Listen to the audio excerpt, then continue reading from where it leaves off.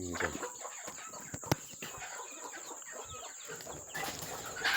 আসসালামু আলাইকুম ভিউয়ার্স, আশা করি সবাই ভালো আছেন।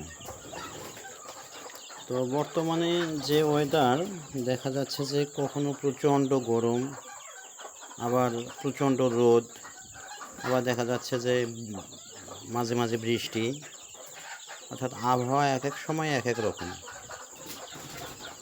তো এই ক্ষেত্রে যারা আমরা বাড়িতে 2-4টা 10টা মুরগি পালি, আমাদের মুরগিদের একটা সমস্যা হয়, সেটা হলো যে ঠান্ডা লেগে যাওয়া, জ্বর ধরা। দেখা গেল যে বাইরে যে মা বোনেরা এই বাইরে মুরগিগুলো ছেড়ে পালেন, মুরগিগুলো বাহিরে খাবার খায়, ঘুরে বেড়ায়, আবার দেখা গেল যে হঠাৎ করে বৃষ্টি আসলো, বৃষ্টির পানিতে ভিজে যায়। তো এই ক্ষেত্রে কী সমস্যা হয়, মুরগিগুলো সর্দি লেগে যায়, জ্বর ধরে যায়।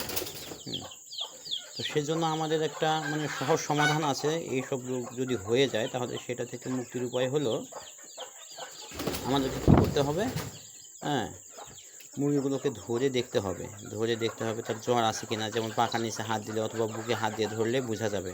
আর তাও যদি বুঝতে সমস্যা হয় তাহলে কি করতে হবে, ওই আরেকটা সুস্থ মুরগি ধরে সেটাকে ধরে এটার সাথে কম্পেয়ার করলে কিন্তু বোঝা যাবে। তো যদি জ্বর ধরে যায় সেক্ষেত্রে কী করব, বা ঠান্ডা লেগে যায়, তারপর আপনার নাকে চাপ দিলে দেখা যাবে যে হালকা আঠালো পানি বের হবে।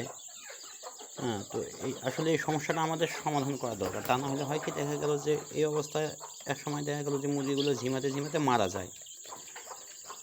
তো এটা সহজ সমাধান হচ্ছে অল্প টাকায় এই যে একটা ওষুধ মাইক্রোনিট। এই মাইক্রোনিটটা ঠান্ডাজনিত সমস্যার জন্য খুবই উপকারী। হ্যাঁ, ঠান্ডা, কাশি, সর্দি এইসব সমস্যার জন্য খুবই কার্যকরী। আর সাথে নাপা সিরাপটা দিবেন, যদি জ্বর থাকে তাহলে জ্বরটা সেরে যাবে।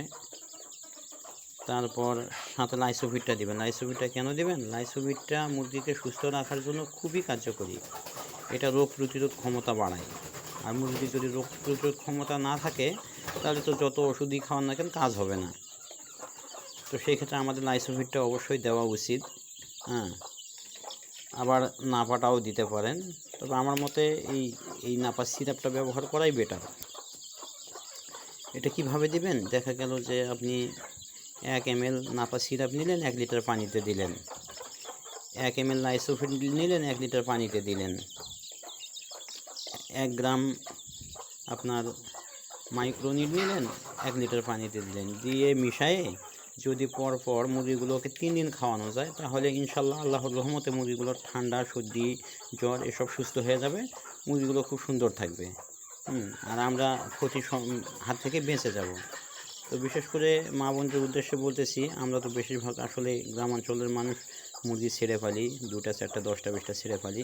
তো আমাদেরকে কিন্তু অবশ্যই এই বিষয়ে সতর্ক থাকা উচিত। খুব অল্প টাকায় দেখা গেল যে সব ট্রিটমেন্ট দিতে পারলে যিনি আমাদের মুরগিগুলো সুস্থ থাকে। তো ঠিক আছে ভিউয়ার্স, মনে হয় আমার কথাগুলো বুঝতে পারছেন। যদি আমার ভিডিওটা ভালো লাগে